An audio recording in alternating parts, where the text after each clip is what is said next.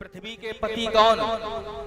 कोई पूछ ले कि भगवती पृथ्वी मैया के स्वामी कौन है, स्पष्ट रूप से बता देना, कोई और नहीं, भगवान विष्णु के अवतार भगवान वराह जो हैं वो पृथ्वी मैया के स्वामी हैं, पतिदेव हैं, पति परमेश्वर हैं।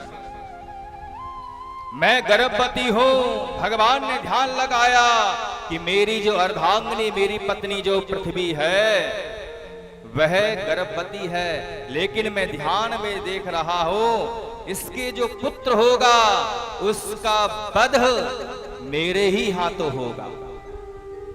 पृथ्वी से कहा, पृथ्वी तुम्हारे जो संतान होगी उसका जो वध है ना वो मेरे ही हाथों होगा। पृथ्वी मैया ने हाथ जोड़ लिए, प्रभु ये कैसी बात कर रहे हैं, एक पुत्र का वध जो उसके पिता के हाथ से हो, ये आप क्या कह रहे हैं? कह दिया कि जब हम तुमको जल से ऊपर लेकर आ रहे थे, हमारा संग हुआ था, तुम उस समय डर रही थी, हिरणाक्ष के अत्याचारों को मन में सोच रही थी, हाय रे मेरा दुर्भाग्य, कितना कष्ट दिया, कितना अपराध किया, आप अपने मन में सोच रही थी। तो आपके सोचने से, विचार करने से जो पुत्र होगा वो राक्षसी स्वभाव का होगा। आगे जाकर उसका पुत्र जो होगा, आपके पुत्र का जो नाम होगा वो कोई और नहीं, भौमासुर कहलाएगा। पृथ्वी के पुत्र का क्या नाम हुआ? भौमासुर हुआ।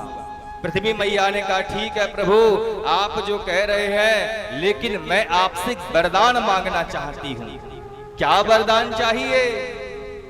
भगवान वराह ने पूछा तो पृथ्वी मैया हाथ जोड़ के कहने लगी, प्रभु अगर मेरे पुत्र का वध होगा तो मुझे वरदान दीजिए कि जब तक मैं आपसे नहीं कहूं कि मेरे पुत्र को मार दो, तब तक आप मेरे पुत्र को मार ना सकें। चाहे आप अपना सुदर्शन चक्र चलाएं, चाहे कोई सा भी अस्त्र चलाएं, मेरे पुत्र का बाल भी बाका नहीं हो जब तक मैं आपसे ना कहूं कि इसे मार दो।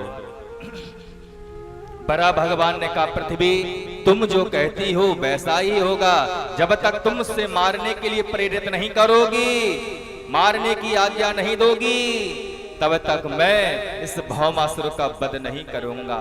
इतना कहकर प्रभु जो है भगवान वराह जो है शेषनाग के सिर पर जो है पृथ्वी को स्थापित कर कर अंतर ध्यान हो गए।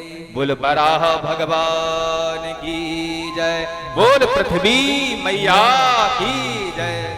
इस प्रकार पृथ्वी मैया की भी कथा भागवत में सूक्ष्म रूप से वर्णित है। अब पृथ्वी जो है जल के ऊपर शेषनाग के सिर पे टिक गई।